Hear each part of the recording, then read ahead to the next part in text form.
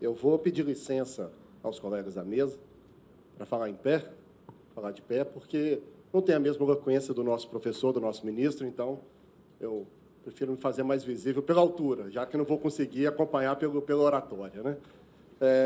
Eu posso falar, quero muito agradecer o convite do presidente, Zé Fernando, de compor esse painel. Para mim é realmente uma honra poder participar de um painel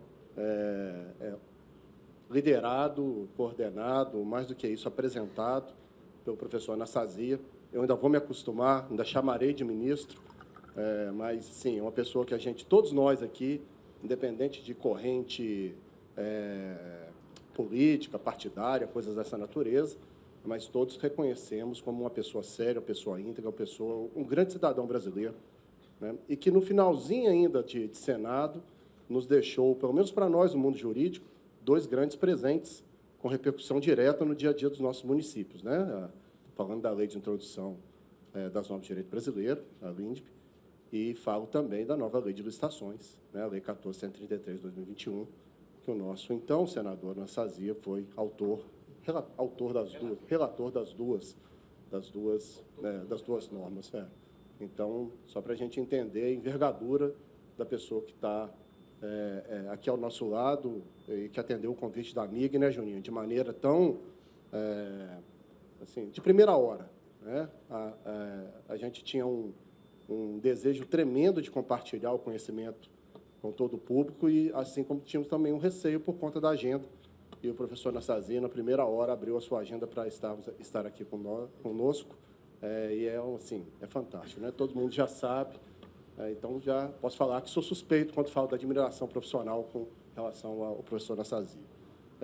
Tomarco, que nós já nos conhecemos, já tem 12 anos, né, Tomarco? Conhecemos em 2010. Homem muito aguerrido, hoje preside a MM. O assunto do Icandir, obviamente, eu não vou me atrever a falar, poderemos depois até trocar algumas ideias, mas eu quero fazer um outro recorte, um recorte da questão também federativa, uma questão tão importante quanto a questão da Lei Candir, uma questão que, a partir do gancho que o professor Anastasia nos deu, ela se torna ainda mais relevante. O gancho da vigilância, ele encerrou a frase, as palavras dele, falando: temos que exercer uma vigilância permanente, vigorosa, e me faltou aqui uma terceira qualificação dessa vigilância, mas para entendermos que nós precisamos estar dia a dia olhando todas as ações, todos os projetos, todas as iniciativas que passam pelo nosso parlamento, para que nós não sejamos novamente, o termo que ele usou não foi esse, mas é o termo que eu vou usar, enganados. A Lei Candir, infelizmente, para nós, nos tornou um engodo. Tornou um engodo para os estados, um engodo para os municípios. São perdas diárias. E a gente tem que evitar, a todo momento, que essas perdas elas repercutam em outros instrumentos normativos. E o Código de Mineração, que é um assunto que está sendo colocado nesse momento, recolocado em discussão no Congresso, é um assunto também que, obviamente, muito caro a todos nós que estamos aqui. É um assunto que impactará diretamente o dia a dia dos nossos municípios, assim como do Estado e da União. Então, eu quero trazer aqui alguns recortes do que está sendo discutido, do que já foi discutido e que está sendo ressuscitado ou que poderá ser ressuscitado, para que nós, seguindo o conselho do professor Anastasia, sejamos vigilantes dentro desse processo.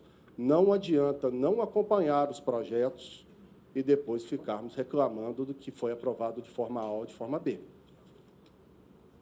O nosso papel é de estar sempre, isso dá trabalho, gente, é lógico que dá, mas sempre acompanhando isso. Então, eu proponho aqui, e isso que nos foi provocado pela comissão organizadora do evento, fazer esse recorte, mas eu gostaria de fazer esse recorte a partir da questão federativa. Para não ficar exaustivo, para que a gente não fique trabalhando também todos os pontos do que poderia ser um novo Código de Mineração, mas para que a gente tenha alguns marcos muito bem estabelecidos, porque com esses marcos estabelecidos nós poderemos evitar perdas futuras. né? Pode passar aí, Luciano, por favor? Obrigado. Então, o primeiro ponto que eu quero começar, essa provocação, é da que a gente pudesse falar dessa questão federativa. A questão federativa para a sociedade brasileira é tão importante, que ela já veio logo estampada no caput, quer dizer, na cabeça, no cabeçalho do primeiro artigo da Constituição Federal. Antes de falarmos de cidadania, antes de falarmos de dignidade da pessoa humana, antes de falarmos de qualquer princípio da administração pública, a Constituição da República Federativa do Brasil inaugura o seu texto com a questão federativa, falando que nós, Brasil, somos o quê? A união indissolúvel de estados, municípios e do Distrito Federal. De manhã, o Juninho teve a oportunidade de falar várias vezes, conversarmos de igual para igual, conversarmos de igual para igual, porque somos iguais como entes federados. Temos que fazer a nossa parte, mas temos que ser reconhecidos como. Mais à frente, só no recorte da questão da mineração, quando a gente vai lá no artigo 20 e se fala dos recursos minerais, a sociedade brasileira entendeu que esses recursos, embora sejam da União, da sociedade brasileira como um todo, de todos nós, de cada um de nós que estamos aqui, ela gera a oportunidade para nós e a obrigação para o empreendedor minerário de uma receita patrimonial originária, a CEFEM, que, infelizmente, o nome é ruim, mas a natureza jurídica não, que ela é uma participação dos resultados. Quando o Juninho de manhã falou, somos sócios. Sim, participamos do resultado das operações, onde já se viu o sócio não ser ouvido, o sócio não ter direito à ingerência, um sócio não ter direito a saber como funciona o negócio. Alguém quer uma sociedade dessa forma? A Constituição ainda foi além, quando, lá no artigo 23, estampou como competência comum a possibilidade, obrigação, dos municípios, de nós, estados, Distrito Federal, exercermos o poder de polícia, como o professor Anastasia acabou de falar. A fiscalização das atividades. A título oneroso ou não, podemos fazer como o Estado fez, de criar uma taxa de fiscalização minerária? Ou podemos fazê-la utilizando já da nossa receita, do nosso orçamento? Essa é uma decisão discricionária, mas não podemos deixar de fazê-la. Todas as vezes que deixamos de fazer, ficamos menores dentro dessa relação. Todas as vezes que vamos para uma negociação, para uma conversa, para qualquer tipo de situação com quem detém todas as informações contra alguém que não quis buscar nenhuma informação, jamais essa conversa será equilibrada. Jamais. Quanto mais se tratar de negócio. Então, o recorte federativo, a importância dos municípios e dos estados, nesse processo de relacionamento com os empreendedores minerários, se dá a partir da nossa Constituição. E para nós, municípios em especial, embora com a competência menor do que a dos estados, lá no artigo 30 ainda veio essa possibilidade ainda mais reforçada, para não termos dúvidas no artigo 30, quando fala que compete aos municípios tanto legislar como assuntos de interesse local. E eu admito que caiba uma discussão desse ponto, do legislar, porque essa competência não está nos dada pelo artigo 22, mas promover, no que couber, adequado ordenamento territorial. Adequado ordenamento territorial. E está aí algo que é indiscutível, né? É um chavão do movimento municipalista, mas é a mais pura verdade. As coisas acontecem no município.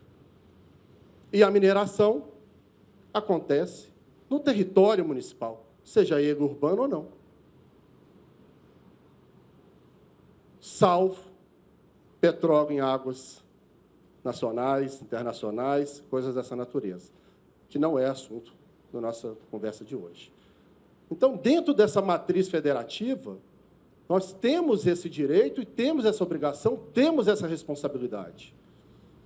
Isso significa, por favor, Luciana, passa o slide. Isso significa que a gente já tinha essa competência desde 88 e que em todas as vezes, e foram poucas, não foram muitas, mas todas as vezes que esse assunto foi direto ou indiretamente colocado no Judiciário, especialmente no Supremo Tribunal Federal, o Supremo Tribunal Federal entendeu dessa forma que eu estou falando para vocês.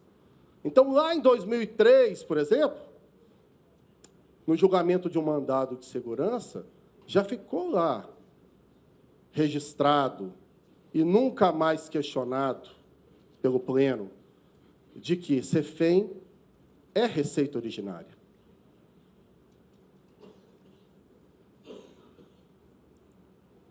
Em 2019, ao julgar uma ação declaratória de constitucionalidade do Estado da Bahia, embora o Supremo tenha feito um recorte do constitucionalismo da lei daquele Estado, o Supremo deixou algo muito claro.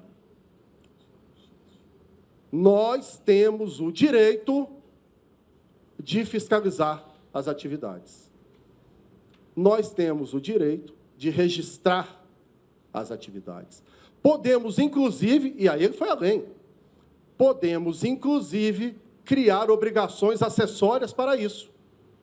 Não podemos criar as mesmas obrigações que a agência cria, mas podemos criar obrigações acessórias.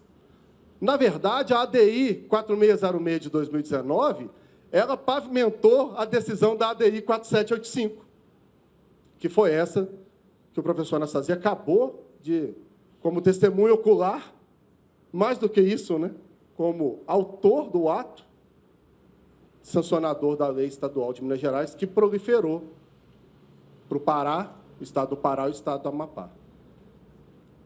Então, olha só, gente, o poder que nós temos em mãos. Agora, imagina um negócio que gera, pelos dados oficiais, 4% do PIB nacional. Só para a gente ter uma ideia de ordem de grandeza, não sei se vocês sabem disso, Minas Gerais inteiro, o Estado de Minas Gerais inteiro, com todas as suas atividades econômicas, do MEI até uma Vale, talvez a maior empresa do Estado, representa 10% do PIB nacional. Essa média. Só a mineração representa 4% do PIB nacional. Nós vimos os números. 339, o senhor não estava, professor, por isso que eu estou... 339 bilhões de reais em faturamento no ano passado. Só no ano passado. Imagina a Lei Candira aqui, ministro, professor Anastasia. Uma hora eu vou acertar. Então, olha a grandeza. E aí, na hora de discutirmos os instrumentos normativos que regulam essa atividade, nós, municípios, vamos ficar de fora? Não temos a competência de legislar, mas temos a responsabilidade de participar ativamente do processo legislativo, porque aqueles que decidem isso são nossos representantes, sejam eles representantes nossos, deputados, nossos cidadãos, sejam eles representantes dos estados, pelo Senado. E o que é o Estado? O que é o Estado de Minas Gerais? Somos nós, os cidadãos de Minas Gerais, gente. Não tenho dúvida disso. Passa, por favor. Então, uma breve, para a gente entender como que as coisas estão sendo construídas no Congresso, para que a gente não fique à margem dessas conversas, como o professor Anastasia acabou de ressaltar. Em 2021, por exemplo, nós tivemos um movimento para mexer no Código de Mineração. Um movimento que, por exemplo, em Minas Gerais, ficou bem escondido. Um movimento onde foram feitas diversas audiências públicas ao longo do Brasil, e não foi feita nenhuma audiência pública em Minas Gerais. Parafraseando o nosso secretário de Desenvolvimento Econômico do Estado, Minas Gerais, nosso gentílico. Isso nos acende alguns alertas. Esse GT foi relatado por um parlamentar mineiro. E por algumas questões da própria dinâmica do Congresso, foram apresentados 2 relatórios, um voto em separado, e esse GT simplesmente está inerte desde dezembro do ano passado. Então, foi feito todo um esforço parlamentar, e eu não vou fazer juízo de valor sobre isso, mas foi feito todo um esforço parlamentar, e esse processo está inerte desde 2021. O GT não foi extinto, nem reconhecido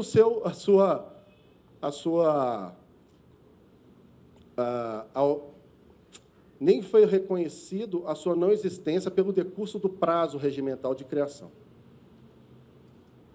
Mas, pode passar, por favor? Mas foi um movimento importante, porque, a partir dele, um dos deputados que compunham essa comissão, esse GT, na verdade, nem foi uma comissão, foi um grupo de trabalho, ele apresentou um projeto de lei em separado. Um deputado que estava à frente, né, presidindo a Frente Nacional, a Frente Parlamentar de Mineração.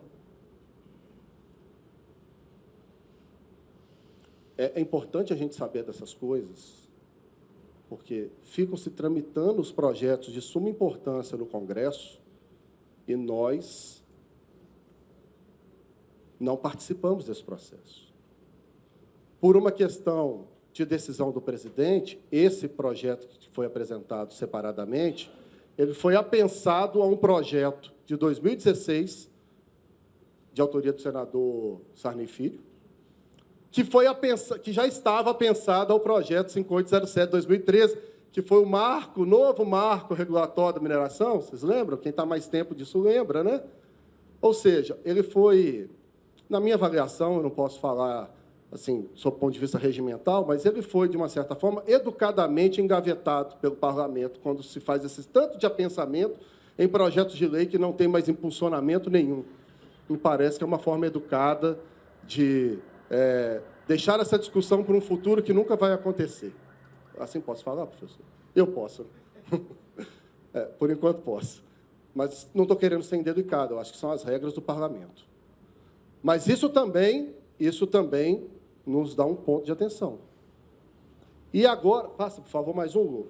Em junho desse ano, foi criado um outro grupo de trabalho, o GT Minera do 22, que restaura ou tenta resgatar, tenta trazer luz novamente para a necessidade da reforma do Código de Mineração.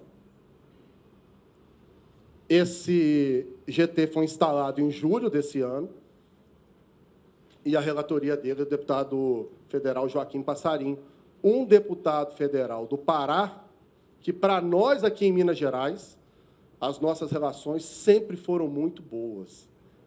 É o mesmo deputado que é autor de um projeto que tenta fazer com que a União obrigatoriamente aplique os 7% da CEFEM na Agência Nacional de Mineração. É um deputado que me parece que acompanha com atenção os assuntos da mineração do Brasil. Então, eu trago a composição para vocês aqui. E aí, olha só a diferença. Passa, por favor. Foram apresentados já 3 requerimentos de pedidos de audiências públicas. E, dessa vez, o requerimento aprovado sugere que seja feita audiência pública também em Minas Gerais e que a AMIG, dentre outras instituições, sejam convidados para participar do debate. Quando alguém convida a AMIG para participar do debate, na verdade, está convidando todos nós que estamos aqui para participar do debate. A AMIG nada mais é do que uma associação de municípios. Associação que é composta por vocês, que estão aqui. Então, estamos sendo convidados para participar ativamente desse debate. Numa data, num calendário que realmente não vai ser cumprido por conta das questões eleitorais, por óbvio,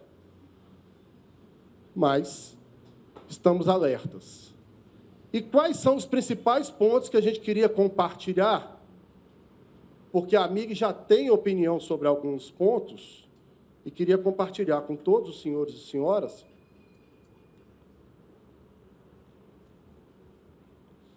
para que vocês possam, primeiro, entender o nosso trabalho e, segundo, atuar validando se a gente está na rota correta ou nos corrigindo se a nossa rota não for a melhor rota no entendimento de vocês. Pode passar, por favor? Então, o primeiro ponto, que para nós é fundamental, é que qualquer proposta de código de mineração, qualquer proposta de código minerário, observe e respeite a competência comum do artigo 23 da Constituição Federal. Nós temos hoje uma grande oportunidade de andarmos juntos com a agência. É uma grande oportunidade, é única, é histórica, mas ela não pode ser o único caminho. Ela não pode ser o único caminho. Nós vamos fortalecer esse caminho ao máximo. Mas isso não...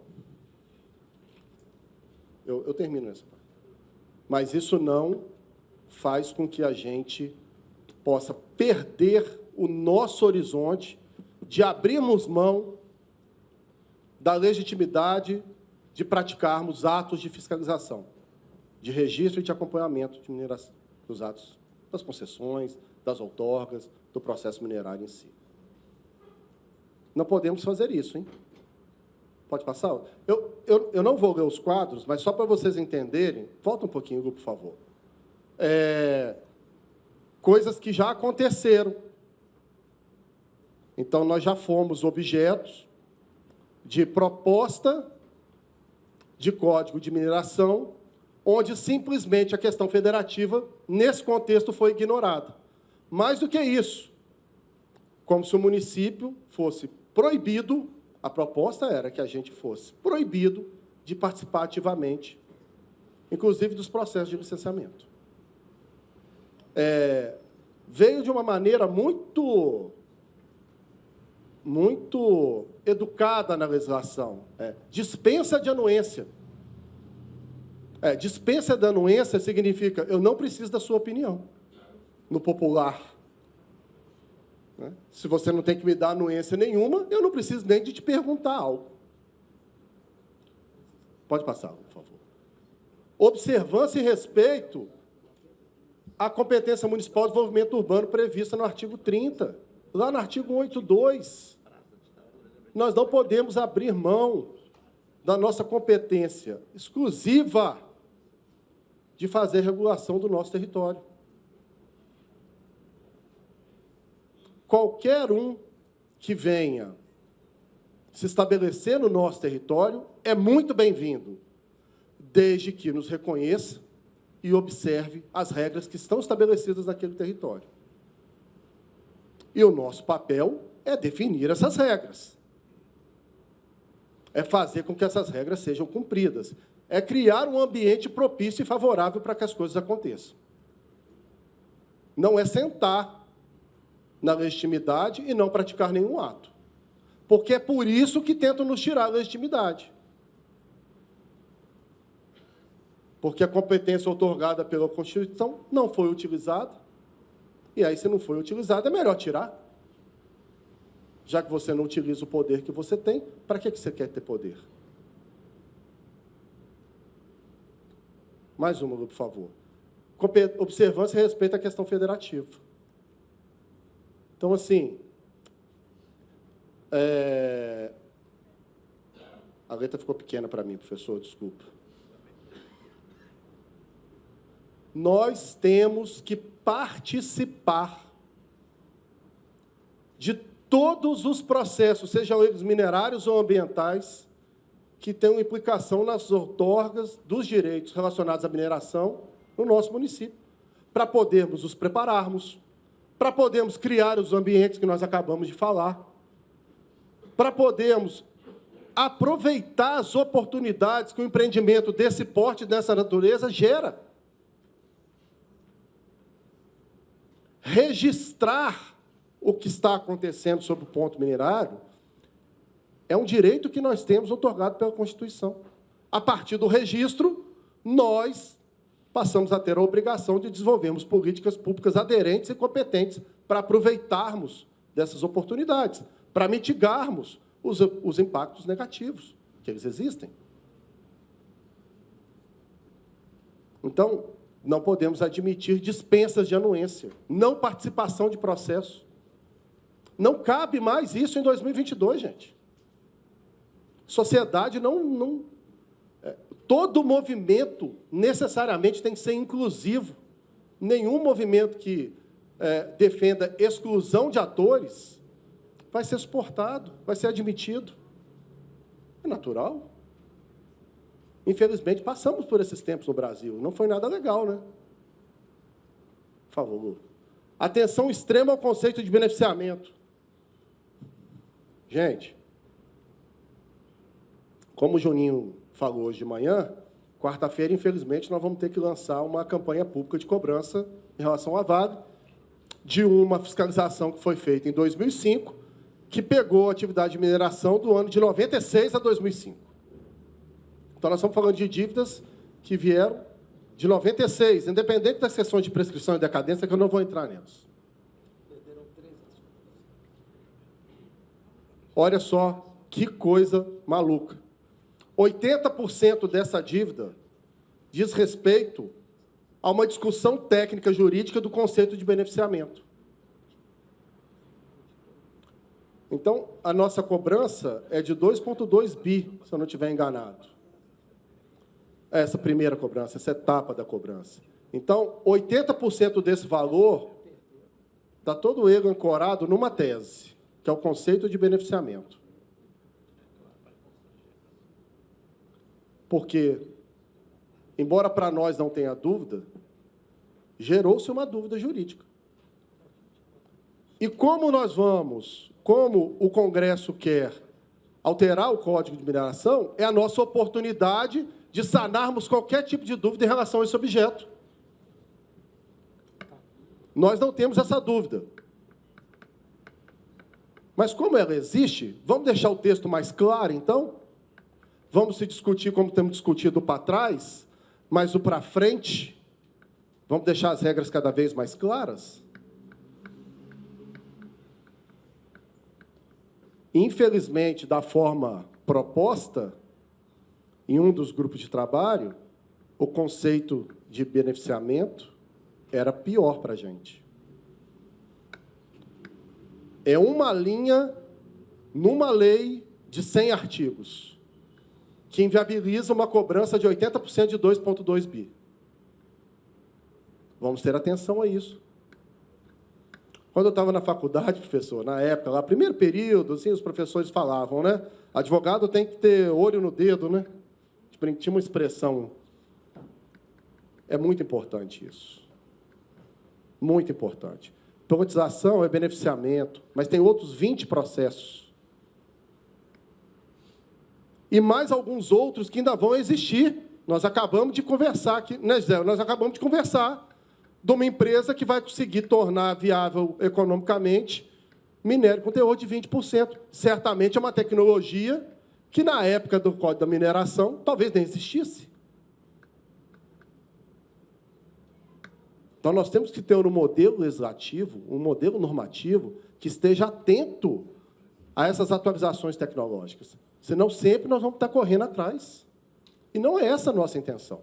Não é essa a intenção da sociedade brasileira. Da mesma forma que nós temos que ter muita atenção, extrema atenção ao conceito de consumo, que também é um fato gerador de ser feito. Aquele artigo 8º, né, Rosa? Então, o que é consumo? Coligada, controlada, grupo econômico. Coisas que nós temos aqui. E estamos convidando a todos vocês para participar dessas discussões. Porque é óbvio, o amigo tem lá corpo tributário, corpo jurídico, meio ambiente, mas o nosso alcance é limitado. Aliás, o nosso alcance, por melhor que seja, ele é muito menor do que o alcance de todos nós. O dia que um falar que vale mais do que o grupo, chegou no nível de arrogância e prepotência desconhecido. Pode passar, por favor. Né? Agravamento da punição àqueles empreendedores que não cumprem as regras. Então, olha só, olha a nossa relação, como é uma relação bem estabelecida. A sociedade brasileira pega 100% do que é dela, os recursos minerais, e outorga a um terceiro, a um particular, o direito de explorar, explotar, extrair, não vou ficar nos termos técnicos,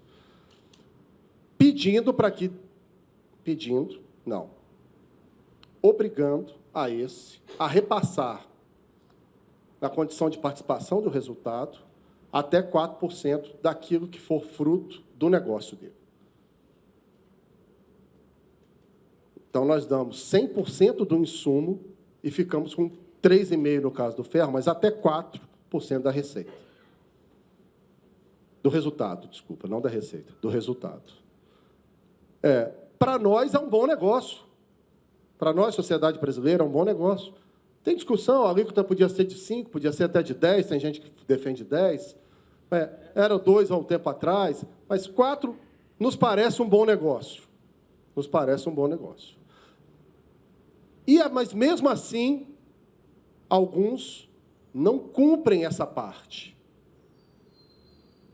Nós, sociedade brasileira, vamos querer manter essa sociedade, entre aspas, para o resto da vida? O que significa para o resto da vida? Até a exaustão daquela jazida? Daquela mina? Já detectei que o meu sócio não é confiável. Vou manter essa sociedade por mais 10, 20, 30, 40 anos? Não me parece razoável isso. E quem diz que não está sendo cumprido? Os mesmos que têm a competência de outorgar a concessão.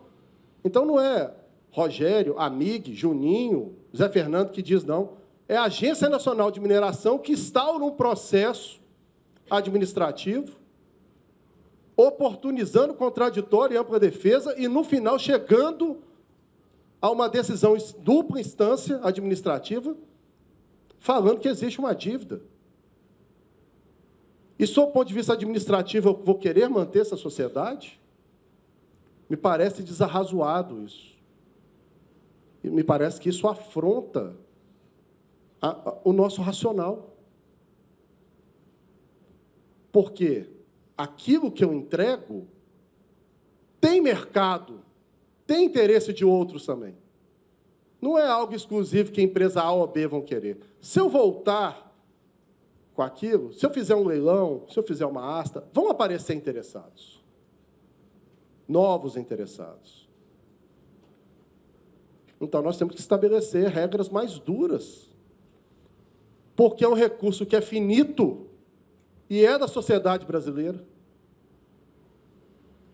Pode passar, por favor, Lu.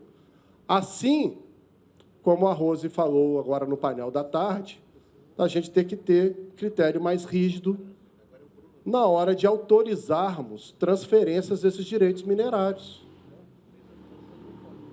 Se eu vendo um carro para você e não pago IPVA, você não registra o carro. A Rose deu o exemplo do IPTU da casa, roubou meu exemplo. Então, eu estou falando do carro. Então, eu pego alguém que tem um direito minerário, uma concessão, uma outorga de algo, talvez, bilionário, quanto mais devedor, um devedor sistemático de CEFEM, e o autorizo a transferir esse direito,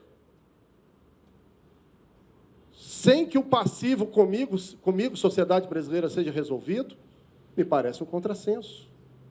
Esse assunto sequer foi abordado, tanto no grupo de trabalho, quanto no voto em separado, quanto na proposta apresentada pelo deputado Nereu. Lógico, não estou fazendo aqui juízo de valor, mas estou dizendo que cabe a nós pedirmos para que esse assunto seja colocado à baila, que seja pautado, que seja discutido, ainda que a sociedade depois, através do parlamento, entenda que esse não é o melhor caminho. Não tem problema. O que não pode acontecer é o silêncio de algo que nós entendemos ser relevante. Pode passar, por favor. Estou terminando. Estou regularmente no tempo. Assim como também nós podemos pensar nessas nossas reservas como um ativo de renovação do seu valor no tempo.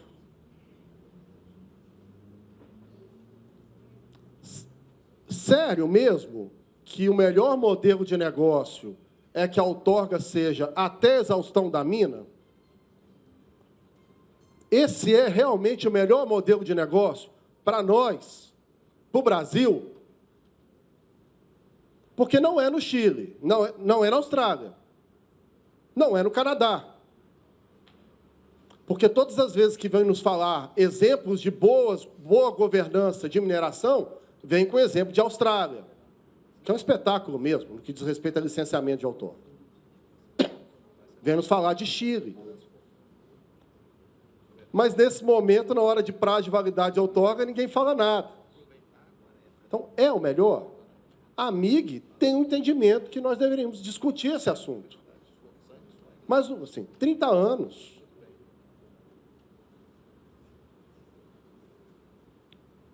Pagamento de luva, gente. Isso é pagamento de luva. Ponto importante para que a gente entenda que seja discutido. Por último, participação dos municípios nos processos da outorga minerária.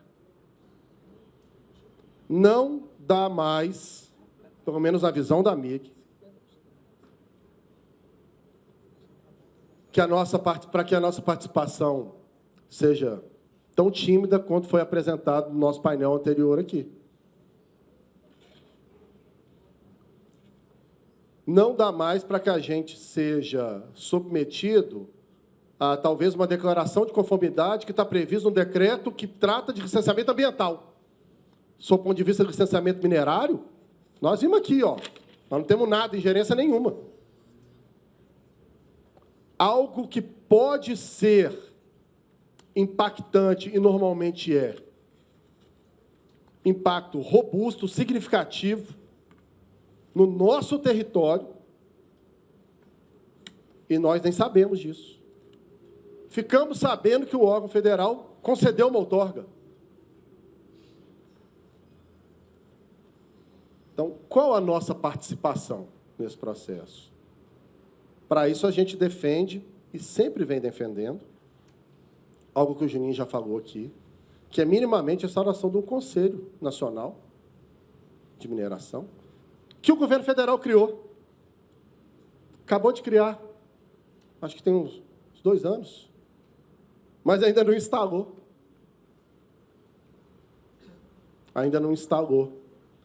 Que em Minas Gerais tinha. E aí nós temos que fazer as referências históricas. Tinha no governo Aécio, tinha no governo Anastasia. E que deixou de existir, que era até, salvo engano, ligado à Secretaria de Desenvolvimento Econômico. E que deixou de existir. Então,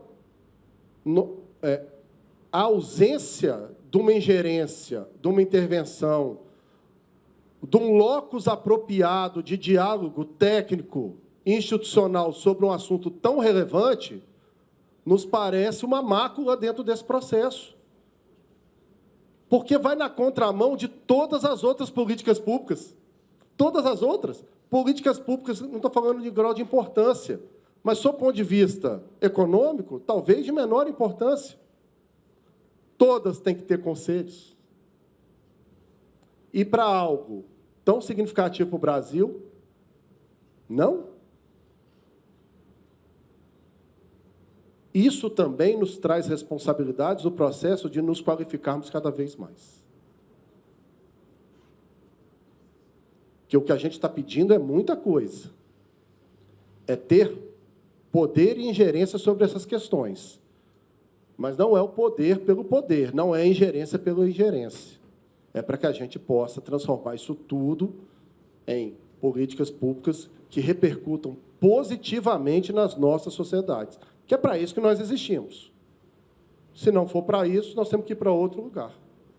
e outras pessoas têm que vir para o nosso lugar. Eu não tenho uma fala tão carismática quanto a do Juninho, tão rebuscada quanto o professor Anastasia. Eu sou mais duro, né? Meu coração é mais duro, professor. Não, advogado não, porque que também mas assim, meu coração é mais...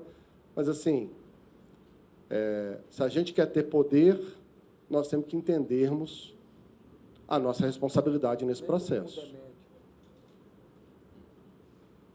Se não fizermos isso, essas coisas passam desapercebidas, são aprovados regulamentos, são aprovadas normas, e a gente só fica depois, como o professor falou, com o pires na mão, pedindo uma compensação, pedindo voz, perdemos a oportunidade de ter ingerência nos processos, depois ficamos mendigando a atenção. Então, podemos inverter um pouco a lógica dessa rota. Mas, quando a gente inverte isso, a gente aumenta o nosso nível de responsabilidade. E aí eu quero terminar, e peço desculpa, professor, que eu atrasei 2 minutos, mas eu vou terminar com 2 frases que são muito importantes, muito emblemáticas para nós da AMIC.